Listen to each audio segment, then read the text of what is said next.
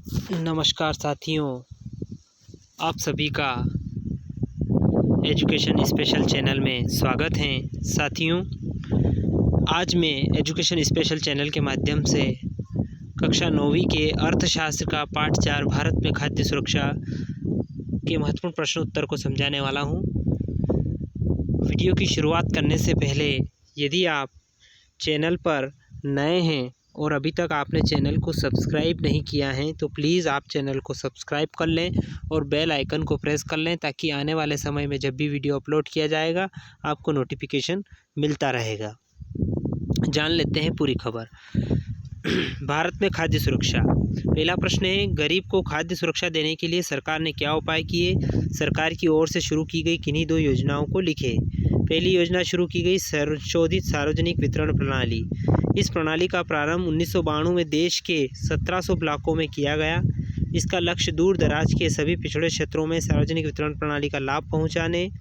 जून 1997 में सभी क्षेत्रों में गरीब की लक्षित करने के लिए सिद्धांत अपनाने के लिए लक्षित सार्वजनिक प्रणाली वितरण प्रणाली प्रारंभ की गई। अंत्योदय अन्न योजना। यह योजना गरीब में भी सर्वाधिक गरीब के लिए शुरू की गई थी। इस योजना का संचालन सार्वजनिक वितरण प्रणाली के वर्तमान नेटवर्क से जोड़ दिया गया है। इस योजना के अंतर्गत निर्धनों को 35 किलोग्राम खाद्यान्न मिलता है। अगला प्रश्न है साथियों, भारत में खाद्य सुरक्षा कैसे सुनिश्चित की जाती है? तो इसका उत्तर है, भारत में खाद्य सुरक्षा का सुनिश्चित बफर स्टॉक और सार्वजनिक वितरण प्रणाली द्वारा किया जाता है। अगला प्रश्न है, कौन लोग खाद्य असुरक्षा से अधिक ग्रस्त हो सकते हैं? भूमिहीन लोग, परंपरागत कारीगर, परंपरागत सेवाएं प्रदान करने वाले जैसे नाई, बढ़ई, धोबी आदि लोग खाद्य असुरक्षा से अधिक ग्रस्त हो सकते हैं। क्या आप मानते हैं कि हरित क्रांति ने भारत को खाद्यान्नों में आत्मनिर्भर बना दिया है? कैसे? हाँ, हरित क्रांति ने भारत को खाद्यान्नों में आत्मनिर्भर बना दिया है क्योंकि हरित क्रांति के बाद गेहूँ चावल के उत्पाद में इतनी अधिक वृद्धि हुई है कि हमें अब दूसरों देशों से गेहूँ खाद्यान्नों का आयात नहीं करना पड़ता है। आपदा खाद्य आपूर्ति को कैसे प्रभावित करती हैं या विपदा में खाद्य सुरक्षा कैसे प्रभावित करती हैं? पहला उत्तर है, प्राकृतिक आपदा में खाद्य सुरक्षा निम्न प्रकार से प्रभावित होता है। पहला पॉइंट, खाद्यान्नों की कुल उत्पादन कम हो जाता है, प्रभावित क्षेत्र में खाद्यान्न की कमी हो जाती है, कीमतों में वृद्धि हो जाती है और यदि आपदा लंबे समय तक रहती है तो भूखमरी की स्थिति निर्मित हो जाती है। अगला प्रश्न है साथियों, मौसमी भूखमरी और दीर्घकालिक भूखमरी में अंतर स्पष्ट कीजिए। मौसमी भूखमरी के पॉइंट अपन जान लेते हैं। यह कृषि उत्पादन में आई गिरावट से उत्पन्न होता है, पूरे साल काम न मिलने से उत्पन्न होता है, बाढ़ सूखा जैसे आपदाओं से उत्पन्न होता है।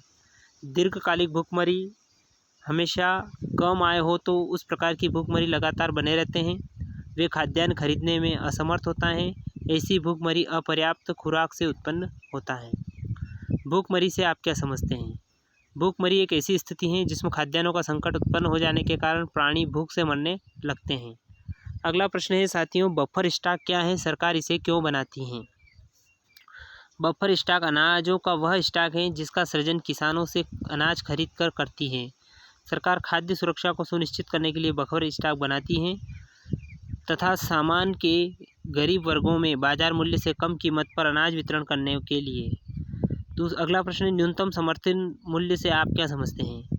सरकार द्वारा किसानों को उनकी फसलों के लिए पहले से ही कीमतें घोषित कर दी जाती हैं। इस घोषित मूल्य को न्यूनतम समर्थन मूल्य कहते हैं। निर्गत कीमत क्या है? समाज के गरीब वर्गों में बाजार कीमत से कम मूल्य पर वितरण किया जाता है, इस कीमत को निर्गत कीमत कहते हैं। खाद्य और संबंधित वस्तुओं को उपलब्ध करने में सहकारी समितियों की भूमिका का वर्णन करें। सहकारी समितियों की क्या भूमिका होती है ये भी जान लेते हैं। पहला पॉइंट है, सहकारी समितियां निर्धन लोगों को खाद्यान्न की बिक्री के लिए कम कीमत वाली दुकानें होती हैं। समाज के विभिन्न वर्गों के लिए खाद्य सुरक्षा सुनिश्चित करती हैं। अनाज बैंकों की स्थापना के लिए गैर सरकारी संगठनों के नेटवर्क में सहायता करती हैं। ये सरकारी द्वारा नियंत्रित मूल्य पर खाद्य, दूध, सब्जी उपलब्ध कराए जैसे मदर डेयरी, सफल आदि।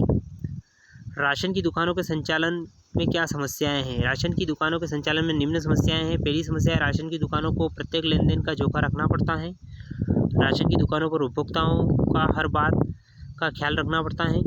तीसरा है, राशन की दुकानें उपभोक्ता की शिकायत की पुष्टि होने पर लाइसेंस रद्द भी हो सकता है। महत्वपूर्ण प्रश्नोत्तर में ये मैंने पहले समझा दिया है।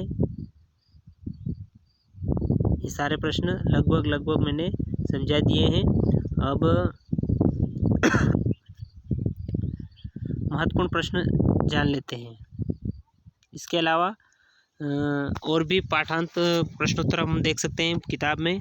तो साथियों, वीडियो कैसा लगा? अच्छा लगा तो लाइक करें, ज़्यादा से ज़्यादा शेयर करें, और यदि आपने अभी तक चैनल को सब्सक्राइब नहीं किया है तो प्लीज़ आप चैनल को सब्सक्राइब कर लें और बेल आइकन को प्रेस कर लें, ताकि आने वाले समय में जब भी वीडियो अपलोड किया जाएगा आपको नोटिफिकेशन मिलता रहेगा। धन्यवाद साथियों। जय हिंद, जय भारत।